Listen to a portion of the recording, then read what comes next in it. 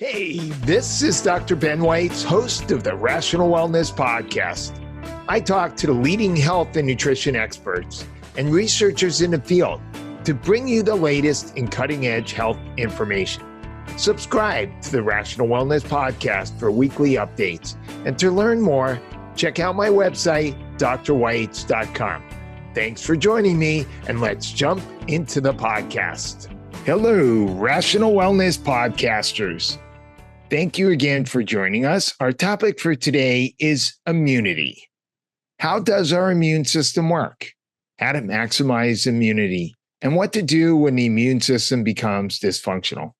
We'll be speaking with my friend, Dr. Robert Silverman, about his new book, Immune Reboot, your guide to maximizing immunity, restoring gut health, and optimizing vitality, filled with science-based guidance for boosting immune health. Dr. Silverman is a chiropractic doctor, clinical nutritionist, and founder and CEO of Westchester Integrative Health Center. He is a respected and sought-after national and international speaker on nutrition, and his first book, Inside Out Health, was an Amazon #1 bestseller. The ACA Sports Council named Dr. Silverman Sports Chiropractor of the Year in 2015. Rob, thank you so much for joining us today. Ben, it's a pleasure to be here. I'm excited to talk with you and share some clinical gems. Good. So, Dr. Silverman, what's the #1 health problem today? Wow. I mean, do we have 3 hours? It's keeping secret documents in your house. No, I'm kidding. Just kidding. I think one of the biggest problem. I think one of the biggest problem is without question, Americans are unhealthy, and we go through this all the time. The average American consumes about up to 160 pounds of sugar per year. Sugar is extraordinarily deleterious, and especially so to your immune system. 300 calories of sugar will decrease your immune system by 50% over a 2-hour period.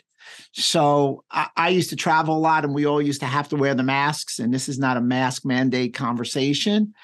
I would be in the airport and everybody's wearing a mask, but everybody's drinking a Frappuccino. I mean, talk about something that was incongruent. The average American consumes 146 pounds of wheat per year in gluten. And we all know gluten is damaging to overall health, especially our gut health, where 80% of our immune cells are housed. So if anything, let's all have better gut health. What have you done for your guts lately? The gut communicates with the immune system. Again, the average American consumes 142 pounds of artificial sweeteners, extremely ruinous to gut and brain health, on and on and on. And you and I have talked about it. We think the true 3-stage pandemic is probably obesity, diabetes, and high blood sugar, even though, did I miss one? I guess you could say heart disease. Heart disease, but we know that the other ones lead to heart disease. So, Dr. Mark Hyman coined a phrase, diabesity, where you have this parallel lines between obesity and diabetes. 93.2% of Americans are metabolically unhealthy. 7% of us are metabolically healthy. So, I always ask my patients when they come in, and what I like to think is a pointed question. What have you done for immune support lately? What have you done for immune health lately? It's kind of ironic. We've just been living through this pandemic, whether it's over or it's almost over, or anyway. And there's been just so much discussion of the virus and how to, and we've got to get immunity, and nobody's really talked about the immune system. And most people really don't know much about the immune system. All they know is, you got to get immunity to get protection. But a lot of it depends on the status of your immune system. Maybe, we need to know more about the immune system. That's one of the great things about your book is you go into this very, very interesting, thought out explanation of how the immune system works. So give us some more information about how the immune system works. Love to.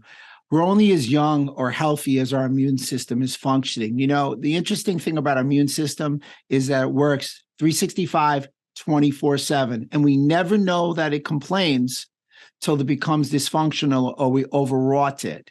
So what I like to say, and a lot of the immune system conversation obviously is pointed towards COVID-19 and viruses. Right. So I always open up with most patients by saying you can't control the virus, but you can only control the host. Right. I can't control that virus, Ben. There's no way. Absolutely. But we can control the host. We can make that host inhospitable. You know, that host, our patients, our friends, our family, right, inhospitable. So these pathogens, these bacteria, these viruses just can't get in. And I agree with you. I was searching, and this is the reason that I actually wrote the book. I'm in New York. I'm in Westchester County. And the whole idea of the long COVID and everybody getting sick really occurred right outside of New York City, 6 blocks from where I live. So a lot of my neighbors, friends, and family got infected. And I was searching, like, who's the immune guru? And there were some out there, but it was not like if we said, who's the blood sugar guru? Who's the muscle guru? Who's the gut guru? I mean, we have a lot of answers and we have a litany of people that we could look at. But the immune system is fascinating in that there's 3 levels of defense against disease-causing organisms that we need to know. Number 1, it's our barrier system. It needs to prevent entry. And that is our skin and our mucous membrane. Our largest organ in the body is skin. And, you know, an interesting thing about the skin, when we get a cut in the skin, we know to put a Band-Aid on it. If we get a cut in the skin that's big enough, we know to stitch it. However, when we cut our gut, we don't know always to put a Band-Aid on it or to stitch it up, just as a little food for thought, if you will. Stomach acids and digestive enzymes. Let's just stick on that point for just a second. I don't think people realize that the mucosal lining of your gut from your mouth all the way down to your anus is this amazing interface with the outside world. We think of it as inside our body, but that's how the outside world interfaces with it. And the health of that mucosal lining is crucial for our overall health. Without question. It has been purported that the first time the outside world sees the inside world is when something goes through the small intestine, it gets digested and gets into our bloodstream, into our secondary immune system. It's a great point. Getting back to some of the other things, to piggyback on what you just said, stomach acid and digestive enzymes are a critical element. Lastly, beneficial bacteria that live in the colon, our microbiome or microbiota, is also a critical element. So, you know, I was talking to one of my colleagues, who was a medical doctor, and he made a great point. He said, you know, that first part, that barrier system is so strong because when you eat something that you're not supposed to, either comes up or goes back out because your body's trying to correct itself from absorbing it. So it's truly the first barrier. Right. So, I mean, it's if you don't have a healthy, balanced, well-functioning immune system, you're not going to create antibodies no matter what you do. So that's something we've got to really understand more about. What are some of the best ways to stimulate the immune system? In your book, one of the things you mentioned is intermittent fasting. Yeah, you know, everybody gets excited about intermittent fasting. And, you know, let's have some definitions. I mean, I know everybody who listens to you gets high-level information, so everybody knows what intermittent fasting is. But a cursory look at it, it's real simple. Intermittent fasting actually technically means taking off a day from eating. What we're really referring to is time-restrictive eating, where you fast during a certain part of the day and you feed during a certain part of the day. So, but we'll use intermittent fasting synonymously with that. So for me, intermittent fasting is perfect in that a 14-hour fast and a 10-hour feed. There's other numbers like 16 and 8. I think that you may adhere to that. But the real key to intermittent fasting, why it's so potentially powerful for immune health, is because intermittent fasting stimulates something called autophagy, which won a 2016 Nobel Prize. Autophagy is the body's own cleaning process of breaking down old cells, old macrophages, old immune cells, breaking them down and regenerating new cells. You're actually allowed to get a term that Dr. Jeff Bland coined, immunorejuvenation, and it's specific autophagy to immunosenescent cells, which are cells that die and become dysfunctional as you age that pertain to the immune system. So for me, a lifestyle hack for everybody, and especially for a stronger, robust immune system, would be intermittent fasting. And of course, autophagy is a key factor in longevity. And a lot of people are doing things like intermittent fasting and other strategies to try to promote longevity. Absolutely. You know, what turns on the longevity switch is autophagy. What turns on the autophagy switch is decreased sugar and starch and eating over a period of time. Great. Yeah. So let's talk about one of the biggest health challenges today. You mentioned long COVID. How do we know when someone has long COVID? What is long COVID? You know, it's funny. Everybody always asks me. So here is basically a definition. It's the continuation of development of new symptoms 3 months after the initial SARS-CoV-2 infection, with these symptoms lasting for at least 2 months with no other explanation. So your symptomology goes on for a period of time. And I know we're going to dig in a little later on how do you diagnose it. Right now, the best way, unfortunately, to diagnose long COVID is symptomology.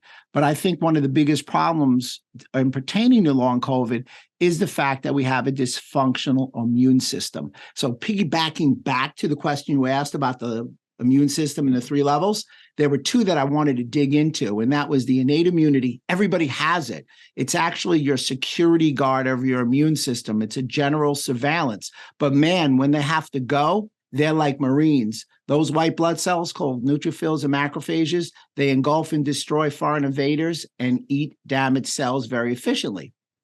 Your innate immunity can then flick a switch. And by the way, if we want a little functional medicine factoid, dendritic cells are the cells that switch innate immunity into adaptive and acquired immunity. Now, we use the term acquired because we acquired it over a lifetime. It's adaptive because it's quite flexible. It's a specific defense because they produce both B and T cells. You made a great point about antibodies, and I'm going to dig into that in a second. T cells traditionally come from the thymus glands. That's why they call them T cells. The problem with the thymus gland, it's the first gland to go through involution in the body. It actually begins to shrink. Yeah. Shrinks as a teenager. Right. Yeah. And our B cells come from our bone marrow. There are antibodies. So we have IgE, which we're probably really not going to talk about it because that's an allergic reaction.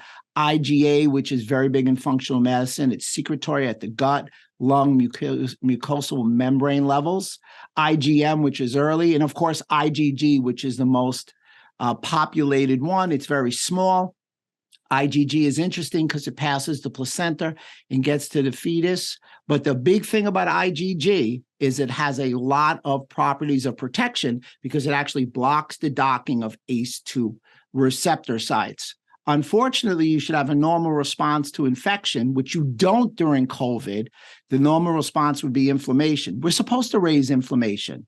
We're supposed to stimulate our innate immunity. We're supposed to get some specific immunity. We should get resolution, and we should get a memory, and that memory is in those antibodies. The problem is it becomes too high with COVID, and now we have something, and everybody who's listening, this is one thing to write down. We have something that's going on in our bodies called immune imprinting or original antigenic sin. It's a phenomenon in which the body preferentially repeats its immune response to the first variant it encounters, despite being alerted to a new variant. So essentially, we take a picture of the first virus that attacked us, but these variants, these mutations, we're taking the same antibody picture. And that's one of the reasons why when we get infected the second time and certain things don't work as well is because of immune imprinting.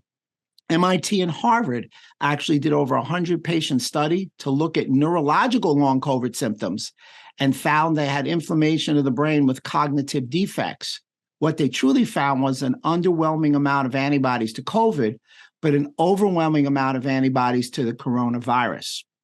So you asked me about the definition of long COVID. I kind of segued into some other areas, and I'm sorry. One more factoid about long COVID. Wait.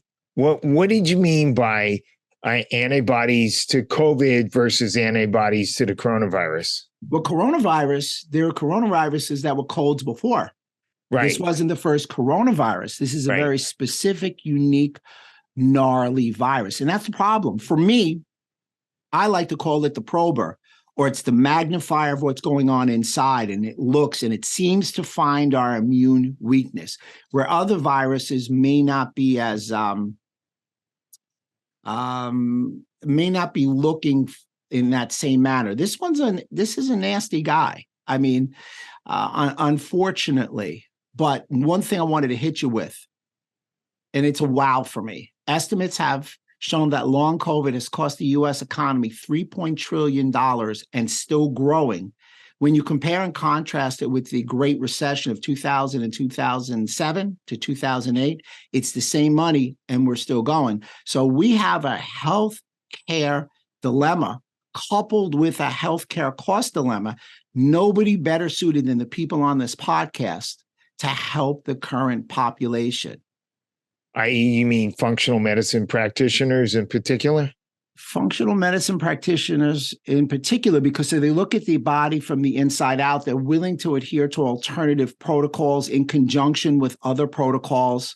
And I think that their eclecticness of getting to the root cause resolution really enables them to have a more optimized outcome.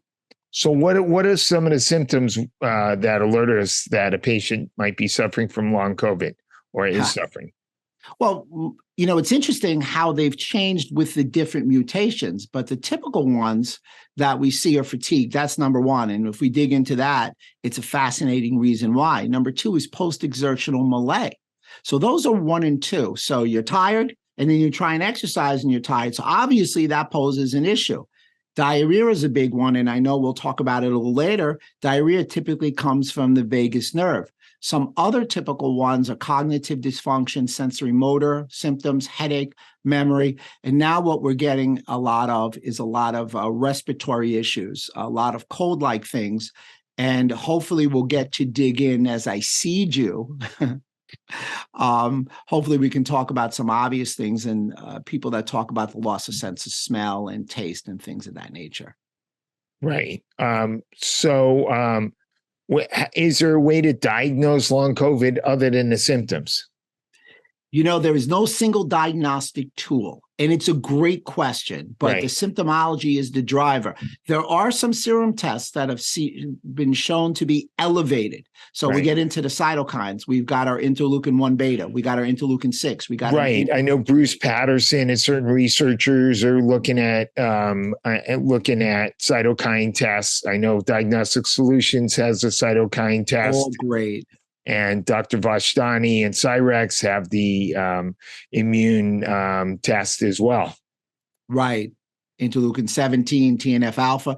So that's great. I mean, these things are elevated. Obviously, your immune system's on overdrive. So some of the other things that you could look at, and I actually wrote it down on a piece of paper here because I wanted to make sure that I didn't forget what it was. And, well, figures, paper's not, there we go. I wrote it down. By the way, I can't help but when we describe the symptoms of long COVID, the first thing that jumps out is, hey, this is chronic fatigue. Yeah. Which we know often has a post-viral origin. Fatigue. Yeah. But it looks like chronic fatigue. And and that takes us to another thing. So let me hit you with, you can look at white blood cell differential, C-reactive protein. You may look to get into your immune system, vitamin D, zinc, iron, ferritin, magnesium, B vitamins, and vitamin C. But to talk about fatigue, that's a great point. And let's dig in. I mean, you've treated people with COVID. Everybody's tired. Right. Everybody complains about fatigue. And the reason is the mitochondria is not functioning well. And that poses a tremendous issue. But more so than that, I believe that long COVID actually exhausts the body. So there's 4 factors for increasing the risk and decreasing your immune system and leading you to this mitochondrial dysfunction. Number 1 is high levels of viral RNA during an infection. So you and I may be out. There could be 500 people, 200 people have the infection. So we're susceptible to a bigger load. In addition to that, you look at the presence of autoantibodies. Now, we talked about antibodies before, Doc, right? So antibodies protect us from a pathogen, an antigen. Autoantibodies attack our cells. So they are a proportion of molecular mimicry, and they lead us down a path of autoimmunity, which is a tremendous byproduct of COVID and leading us into long COVID. And you talked about fatigue. One of the things that we've got to bring up is the reactivation of Epstein-Barr.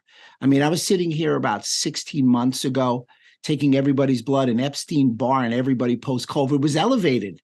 And I'm like, everybody's 50. I mean, everybody's got, the kissing disease, mononucleosis. Was I missing something that was going on in my neighborhood? I mean, like, what's going on? But the reactivation of viruses, and this is a critical gem. Yeah. Viruses lay dormant in your body, in our central nervous system, because we're both originally, chiropractic just. Now we've added things to our armamentarium. That said, the reactivation of not just Epstein-Barr, but herpes and other viruses really become very fatiguing to our overall body. And another thing, and we touched on it before, having type 2 diabetes also exhausts the body. So ultimately, these long COVID patients have an immune dysfunction, circulatory problems, and you want to talk about fatigue? How about brain fog? Right. That reactivation of dormant viruses, that's a major thing people don't realize is every virus you've ever had, usually some remnant of it exists in your body in a dormant state. And it's interesting how the SARS-CoV virus can reactivate some of these dormant viruses, and that being a major factor in some of these long COVID symptoms. And that's something that we've looked at before as a factor in chronic fatigue. So it's not that surprising that this might happen again with this particular virus. Without question. And again, I think at some point we'll dig in about why the mitochondria poses an issue, but it looks like chronic fatigue. And then the real question is it the decrease in the dysfunction of mitochondria because of COVID? Is it the elevation of Epstein-Barr? Or is it the combination of the two? And that's the question that the doctor has to ask. Sure. And the inability of our immune system to keep these inactivated viruses inactive. Isn't it amazing that we're standing here? I mean, when you think about it, a virus's sole goal is to infect us, stay with us, and have me share it with you and me get it again. Right. And people, unfortunately, were perishing because they weren't in a physical state to hand this gnarly virus. And that's why, if you believe in the idea that it actually has some sort of intelligence, it's mutating to become more contagious, but not as detrimental. Yes. But again, waking up a virus with the Epstein-Barr, the shingles, the herpes, and all these other viruses at the cell level, autoimmunity, man, it is not a fun trip, and it's not just the flu. And so we as practitioners need to really segue into building up that wall, that immune wall, and also understanding once they get it, what they need to recharge those batteries. And you also mentioned molecular mimicry, which is what many of us know is one of the main mechanisms leading to autoimmunity. And maybe you could explain what molecular mimicry is. Yeah, molecular mimicry, the way I like to share it with my patients and my other docs is a molecule that mimics another molecule. So having said that, there's something called a motif or a protein sequence. And when the protein sequence of a foreigner is close to foreign body, is close to something in the body, and the immune system is a little overrun or dysfunctional, it attacks that part of the body. So one of the classic things that we use is gluten, because gluten has a similar motif or protein sequence to the cerebellum. So the same thing happens, but it is a dysfunction in our immune system. So we all talk about longevity. We all know the big names that bring on longevity books. Longevity is the matching of health and lifespan, and is great stuff. David Sinclair's done some great work out of Harvard. Dr. Mark Hyman, without question, has a new book, Peter T, and all that. But the bottom line is, if your immune system isn't robust and resilient and versatile, you're not going to have great longevity. So molecular mimicry is the backbone of why we get autoimmunity. Interestingly enough, people ask which immune system or which part of the immune system leads you to autoimmunity. And that's the adaptive and acquired one because of those antibodies. It's not the innate. Right. And we know that patients with certain chronic health conditions, like we already talked about, obesity, heart disease, diabetes, tend to do worse with long COVID. And why is that? Well, first off, one of the reasons that it does worse, it's really simple, is we're not as healthy if we have these pre-inflammatory conditions. So you said obesity. Well, we really should call it COVID-besity. So you have an increased incidence of COVID if you have obesity, and if you get COVID, you typically gain some weight. We've all heard of the freshman 15. Well, COVID-19 has put anywhere from 15 to 50 pounds on people because they've been so sedentary post-COVID. Some of the other factors, like you said, and when you hear the list, you'll really understand they're all inflammation-based. Cardiovascular disease, diabetes, hypertension, obesity, we talked about, metabolic syndrome. Age, unfortunately, is also a problem because as we get older, our immune system isn't as resilient, as strong. We lose our thymus gland, any kind of pulmonary disease, liver, kidney disease. Obviously, if we have pre-autoimmune conditions, we have a dysfunction in our immunity. Chronic neurological diseases, any problems with brain, heart, and or lungs. And the big reason is fat cells, and that's what your fat cells expanded when you're obese, is the depository for toxins. So again, you're pre-inflamed. You know what, it just occurred to me, it would be interesting to start screening patients for their thymus gland status. Like, we now can do functional MRIs of the brain, and we see patients suffering with dementia, the brain shrinks. Well, if we know the thymus gland can shrink with age, and that's a mark of decreased longevity, maybe we should come up with a scan for the thymus gland that we do as another marker of longevity status. I agree. I think that would be fabulous. I mean, those are the T cells. Then we always get to the argument, do you want to test the antibodies? Do you want to test the T cells? Right. And it's a great question because with the current population having most people, I think it was 97% of people, it was a Harvard and Yale study, people had antibodies. Now, they didn't differentiate, did they have antibodies to the virus, to the vaccine, or both? But basically, everybody has antibodies, was still getting reinfected at an unfortunate rate. Maybe we need to look at that T cell and that thymus, because that is what's recognizing that intruder, because we all know that we're getting that immune imprinting. We're taking that picture of that original virus and we're not adapting. And even though we have antibodies, the antibodies, if they're not the exact right antibody, is more of a pawn in the game versus being a queen that'll protect the king, if you will.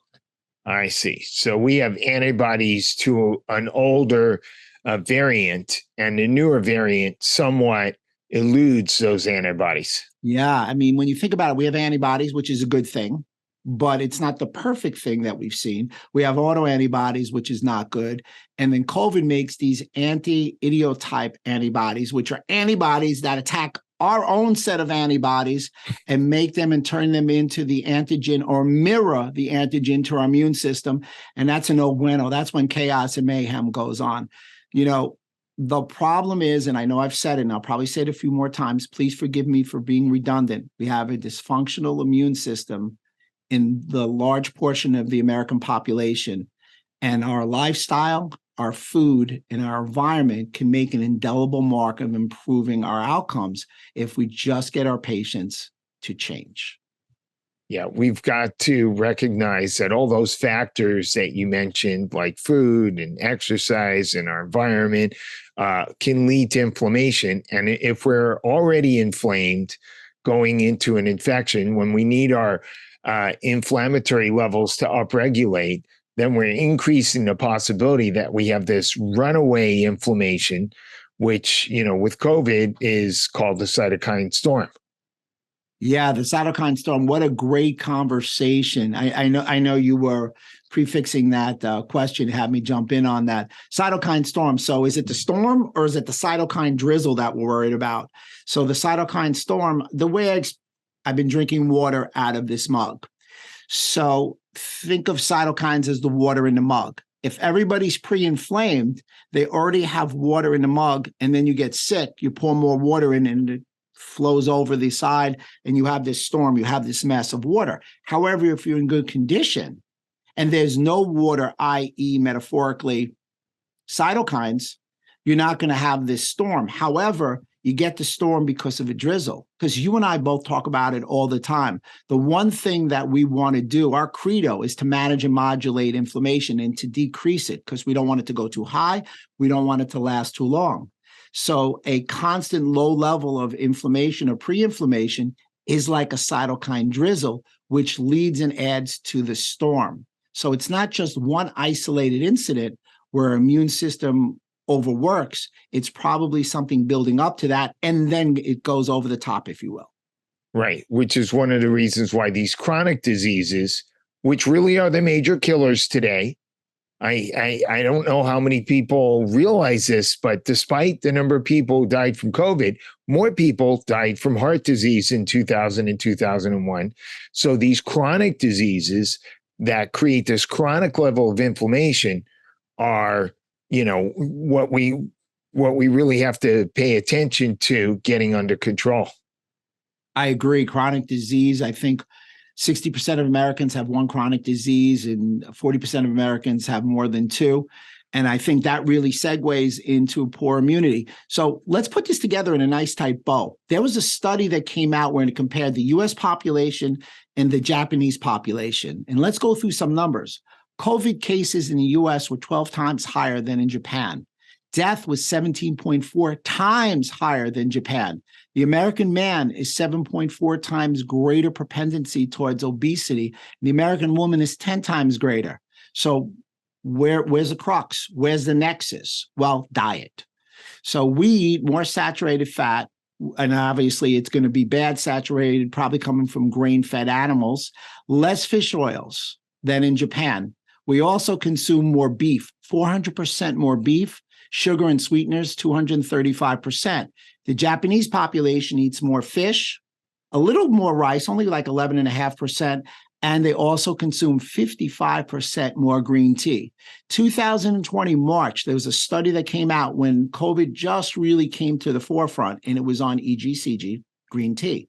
And they had 18 nutrients and drugs. Some of those drugs were drugs that they use now to help attenuate much of the symptomology of COVID-19. And a lot of the nutrients were things in my protocols that I'll share with you.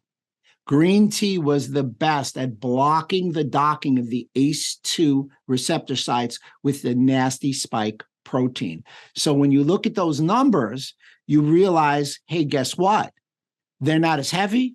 They're eating better. They didn't get as many positive tests, and death rate was lower. We're 4.24% of the world's population here in the US, yet we had 15% of the world's death. So I believe that food plays a role that makes us unhealthy and predisposed to COVID-19. And by the way, the Japanese have much longer longevity. In fact, they have the best longevity statistics, whereas the US ranks like 25th or 26th. And this is the reason why, is this chronic disease epidemic that we've got to start focusing on. I agree. And I think it all starts with lifestyle. Yes. I think our medical doctors are great. I mean, we've seen things that they've done recently that has just been stupendous. And I think they're able to add to our lifespan. I think what we all need to get together and really discuss is how do we get the health span to equal our lifespan? And I think one of the missing links is clearly immunity. Right. And, getting those chronic diseases under control, the best way is not to do it by taking the latest GLP-1 inhibitor and eating a bunch of processed junk food. Processed food, 63% of our caloric intake come from ultra-processed food. Yeah. Associated with increased mortality. And that's, we've got to focus on that. We've got to get people eating healthy and exercising and sleeping and taking basic nutrients. Absolutely. With the idea of mortality on processed food, ultra-processed food, for every 10% increase in calories in ultra-processed food, it's a 14% increase in mortality, just like you said. The numbers speak volumes for what we need to do. How can our listeners support their immune system? Well, number one, there was a study in Frontiers Public Health in February of 2022. Nutrition could play a key role in the management of post-COVID syndrome and stimulating the immune system. So that would be number one. Number two, let's talk about, interesting stuff like controlling the host. We talked about you can't control the virus, but you can control the host. Let me give you some easy lifestyle tips or hacks. Number one, let's avoid certain foods. I've got a couple of acronyms I'll share with everybody, and it's in my book. Number one, GPS, no gluten, no processed food, no added sugar. And thank you, Dr. David Perlmutter, who talked in Drop Acid about fructose. Let's decrease the amount of fructose that we consume also. Another acronym, DNA, no dairy, no nicotine, no artificial sweeteners, no deep fried foods. And guys, when you go out to eat, the number one oil that they use is canola oil. I mean, if you want something damaging to your body, consume canola oil. So I walk in and they always ask, what are you allergic to something? And I go, yes. And they say, what? But I say very simply, no gluten, no dairy, no vegetable oils. Now the gluten they can do, because everybody's, even when I go in the Delta Lounge, they're gluten-free now. The cheese and the dairy, they move around. The vegetable oils, they're scrambling because they don't know what to do. Most places don't consume or cook with olive oil. And in that, you can say it's olive oil if it's 51% olive oil and still 49% canola oil. So we want olive oil. My wife and I'm going to admit this. She's going to kill me, but what the heck? She's married to me long enough. I get a couple of, demerits on it. She's not going to toss me. So we walk around with avocado spray in the areas that we eat, and we ask them if they'll use this. And they're very happy to. I'm not telling everybody they should do that. That may be over the top. Follow an anti-inflammatory diet. Control your glycemic index and load. Eat lower carbohydrate foods. Jack LaLanne, who was a chiropractor, once said, if man makes it, I won't eat it. Right. Michael Pollan, I think his name is. Yeah, Michael Pollan. Right. He said, if it's made in a plant, no good. If it comes from a plant, it's great. Same thing. And for me, one of the hidden issues or drivers of inflammation would be avoid food sensitivities. Couple that with environmental overloads. Eat a clean, healthy diet. Eat more organic foods if you can. And if you're going to choose proteins, go for wild smash fish. Another acronym, SMASH, salmon, mackerel, anchovy, sardines, herring. Consider a plant-based or really a plant-forward diet. Tom Brady's got it. 80-20, not bad. Fruits, some fruits, low sugar fruits, lots of vegetables, grass-fed meats, high fiber, nuts and seeds, bone broth. And by the way, if you're going to drink coffee, it's got to be organic, and it's got to be organic in a filter. Obviously, intermittent fasting, we talked about that before. Get sufficient sleep. And if you can, use a brown paper filter rather than white, because then you avoid the bleach. There you go. I mean, when you think about it, hello, Mr. and Mrs. Patient, just switch to organic coffee and a good filter. Will make a tremendous mark in your health. Just that. Just take some gluten out. Watch your sugar. Prepare food at home. 50% of Americans spend their money eating out. Right. We spend 9% as Americans on our food of our total income. Europeans spend 20%. And I've been in Europe. Their restaurants are no more expensive than us. We're choosing poor foods. Get that sleep, exercise. Hey, chiropractic care, why not? Low-level laser therapy, big thing to help mitochondrial function, modify your stress, and, consider supporting your immune system. And one last thing on that section, the time to repair the roof is when the sun is shining. JFK said that. So for me to extrapolate it, he was saying, please be proactive with your health. Don't be reactive. So one of the issues with COVID and long COVID is patients have a tendency to lose their sense of smell and taste. Oh my What God. can we do about bringing that back? You know what? That is the number one thing. Right now, a third of long COVID patients suffer from persistent smell loss. It was up to 80%. You talked about a functional MRI. The protocols that I'm going to share have had really good responses. However, if they don't respond in 30 days, you may want to get a functional MRI and see about the brain mass in the frontal lobe. So I use essential oils to determine what's your sense of smell. I use that as a baseline.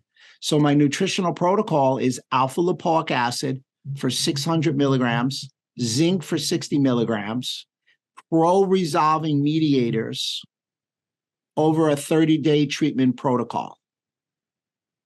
Okay. And that would be just a sense of smell. It's worked like a champ. I also use some laser to cranial nerve, to laser the cranial nerves. Very interesting thing. The higher your interleukin 6, the worse the loss of sense of smell. So if that 30-day period doesn't work, you better go buck wild on decreasing that interleukin, those inflammatory markers. Loss of taste, which isn't as common, that's actually more involved because you need restoration of mucosal epithelial integrity, restoration of nerve endings, removal of cellular aggregates, inhibition of inflammation, and of course, decrease of interleukins. So here you go. Glutamine, 2.5 grams. NAC, 500 milligrams. Astragalus, about 1 gram. Glutathione, the master antioxidant, a preferred form would be liposomal, about 500 milligrams. Omega-3 fatty acids, EPA and DHA, preferably from salmon oil, 4 grams, and curcumin, 1 gram. Why preferentially from salmon? You know what? A lot of people consume a lot of fish oils. Those who are consuming it, and they're getting some food sensitivities, and sardines is one of the high food sensitivities, even though it's in my smash fish.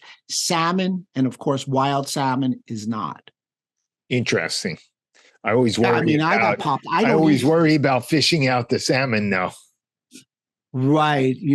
And one thing is, we all know that the farm-raised salmon is one of the most toxic foods that we can eat. We go into a sushi place. That's a question I ask everybody. Especially now that they have genetically modified this farm salmon. Yeah. They've taken it from farm to GMO. So forget it. It's not wild salmon, I pass on it. Right. It's really hard to get wild salmon and it's really hard to get wild fish in any restaurant. And just for our listeners, in case they don't know, if you see wild Scottish salmon, it's not wild. It's grown in pens in the ocean, and they're claiming it's wild because it's grown in the ocean, but they're in pens, they're being fed, cornmeal and things like that. And it's not wild. And that's a great takeaway for everyday lifestyle. And like I said, that's the beauty of functional medicine. It's these little additives that we share that really help the body to heal. What is the role of gut immunity? Wow. Well, to me, the epicenter of your health is your gut. 80% of your immune cells are in your gut. It's where your macro and micronutrients are absorbed. And it kind of makes a lot of sense because what is under siege the most daily but your gut, because look at the tons and tons of food that we eat and everything gets flushed through your gut. So critical element. By the way, most people, there was always this discussion on shedding the virus. Well, where do you shed the virus? Memo, you shed the virus through the gut. You have particles that come through your nose and your mouth, but you shed the virus through the gut. There was the most viral reservoirs in people's guts. Now, there's a direct correlation between leaky gut and hyperinfection and inflammation in COVID-19. So essentially, if you had a leaky gut, it makes a lot of sense that this virus that you were trying to shed that had already infected you was going through this leaky gut and getting into your bloodstream, and you're starting on that hamster circle again. There's new data that indicates an elevation or an expansion of B cells. Antibodies does not allow the gut to heal because it doesn't allow epithelial and stromal cells to come together, which are critically needed to knit up to prevent leaky gut. Zonulin, which is a tight junction marker that you know well, has been shown to be increased during COVID. As a matter of fact, studies have shown dysbiosis, an unleveling of good and bad bacteria in the gut, has been seen 1 year after COVID-19. So without question, if you're going to do anything, you may start thinking about keeping your gut healthy, because once again, for me, the gut is the epicenter of your health. And that's why I spent a whole chapter in my book on my Super 7R action plan. Now, everybody knows the R's. Dr. Bland started with the 4 R's, and we've evolved up to 7 and 8 R's. It's interesting, Diagnostic Solutions offers a COVID stool test. I'm wondering how many of these patients with long COVID might still have test positive for COVID in their stool because they have those residual viral particles in their gut. I mean, that's a great test to do. What I've been doing in my office, I've been testing the barrier. So my suggestion to practitioners is, here's the question. Have you had Mr. and Mrs. Patient COVID-19? Have you had it recently? Recently in the last 3 years. So obviously that's our time frame. If they have, I really believe everybody would benefit and behoove themselves to test the gut barrier, because if your gut is leaky, if you have increased intestinal permeability, if you have an overgrowth of candida, if you have dysbiosis, where you have this overgrowth or overabundance of parasitic bacteria, you're not going to function well. Your immune system isn't going to function well. So that's a standard for me, as well as the CBC, et cetera. So you're testing zonulin in the serum versus the stool? I much prefer the zonulin in the serum. I do zonulin, I do occludin. Okay. LPS is also a great thing to test for, but I know we didn't want to get into the depth of the gut today. Lipopolysaccharides, which are toxins secreted by certain types of bacteria. Yeah, LPS, if that harbingers out of the gut and gets onto any one of your organs, it's just a bad day. So again, you have to have a compromise at the gut level. And when you really test people, you're going to realize that there's a percentage of people that do have leaky gut, and there's a percentage of people that have an unleveling in their ecosystem. So real quick, on the left side, you're supposed to have symbiotic bacteria in the gut. These are type of bacteria that can really populate, almost multiply. The bulk of it is commensal. And commensal, I like to refer to as real estate.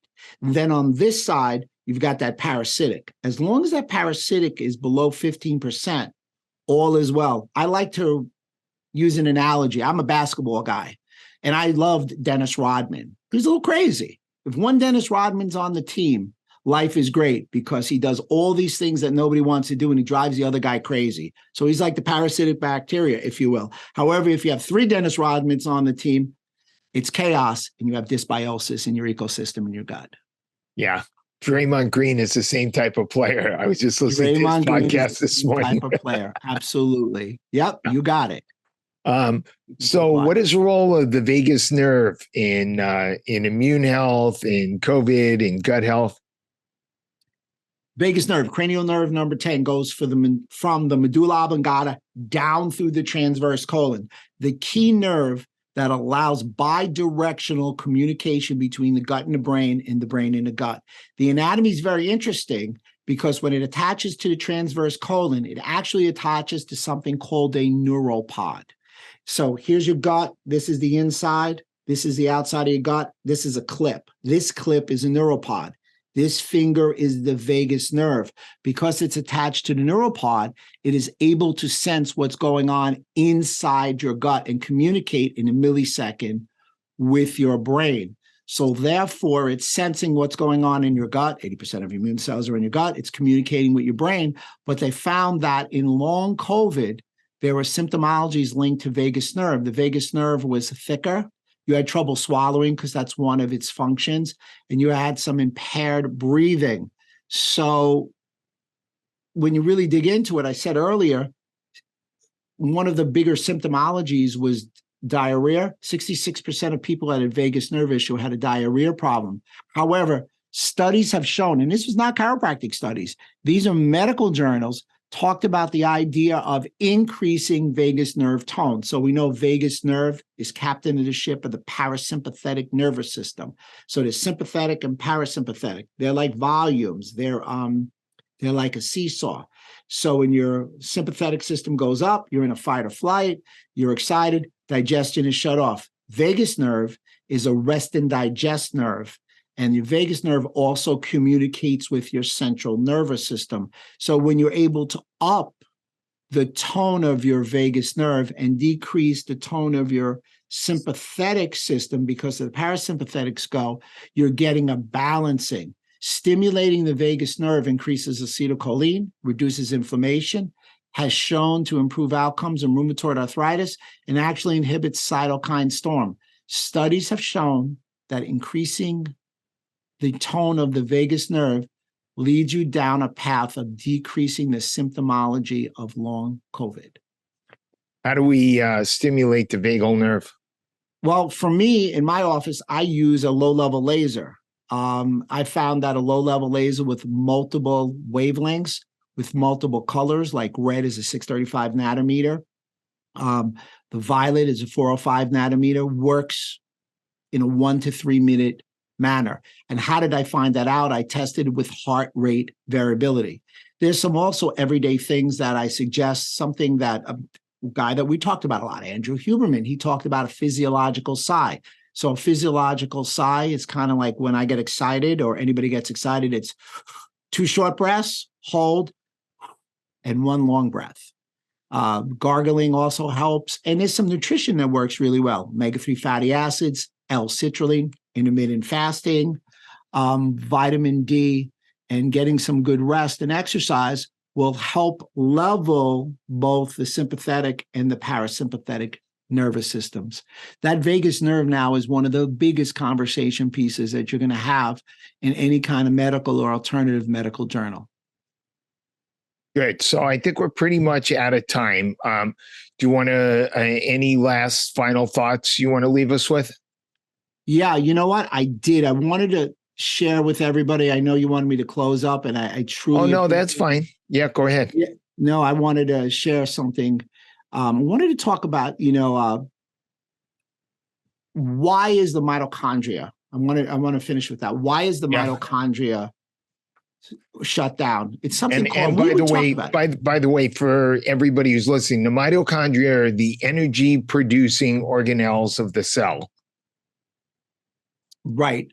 They're your power plants, your batteries. They make ATP. Everybody knows ATP from high school biology.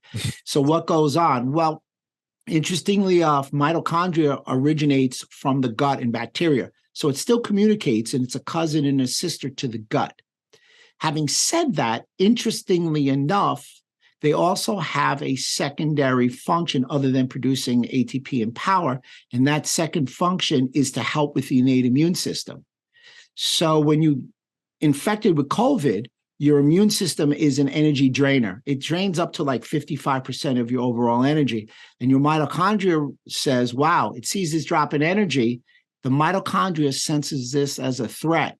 It results in the mitochondria changing its primary function from energy production to cell defense. This switch, this button is called cellular danger response, and you get tired. So you're typically tired when you're sick, but you come more tired when you get sick with COVID and you're not responding. So you're out. I mean, you're just there, and people have called me and said, I can't get off the couch. I'm truly fatigued. However, that's a button that switches off.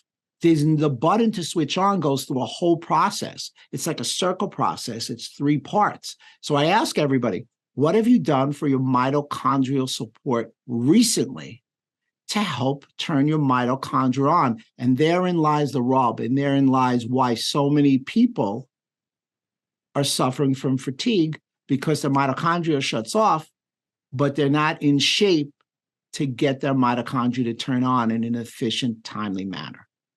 What's the best way to turn the mitochondria on? Well, I would tell you to turn it on by exercising, but if you're tired, that's not going to work. So I'm a big proponent. It's just not going to work. Here would be my protocol to help with fatigue and turn the mitochondria on. B vitamins, coenzyme Q10, acetyl L-carnitine, alpha-lipoic acid, glutathione, magnesium, zinc, selenium, vitamin C, and if you can get some NAD+. And if you wanted to balance your immune system, let's talk about one last thing. Let's get some mushrooms in there. You're talking about immune strengthening mushrooms. Yeah. Yeah, I guess I should have said reishi that, right? and shiitake. You're not talking about doing some psilocybin. Right. Apologize for the Freudian slip. Thanks, Rob. How can our listeners and viewers get a hold of the book and find out more about you or contact you if they want your help with health problems? Well, I'm here in New York. We do telehealth. Thank you for the shameless ability to plug. Dr. Robert Silverman is my website. It's all my social media. My name of my book is Immune Reboot. You can go to immunereboot.com or go on Amazon and get it. Let me know what you thought about the podcast. Let's talk about getting the message out there. I'm all about that. Remember, Jim Rohn once said, take care of your body. It's the only place you have to live. That's great. Thanks, Rob. My pleasure. And thank you for making it all the way through this episode of the Rational Wellness Podcast. And for those of you who enjoy listening to the Rational Wellness Podcast, I would certainly appreciate it if you could go to Apple Podcasts or Spotify and give us a 5-star ratings and review. That way, more people will be able to discover the Rational Wellness Podcast. And I wanted to say thank you to all the patients that we've been working with at our Weitz Sports Chiropractic and Nutrition Clinic, most of whom we've been able to help with a range of various health conditions, from various types of gut disorders to thyroid and hormonal issues, autoimmune diseases, and various other cardiometabolic conditions. And so I very much appreciate you, and I'm excited about going forwards, helping you to improve your health on your journey towards optimal health. And I wanted to let everybody know that I do have a few openings now for new clients, and you can take advantage of that by calling my Weitz Sports Chiropractic and Nutrition Santa Monica office at 310-395-3111, and we can set you up for a new consultation for functional medicine nutrition. And we can get that going as early as the new year. So give us a call, and I'll talk to you next week.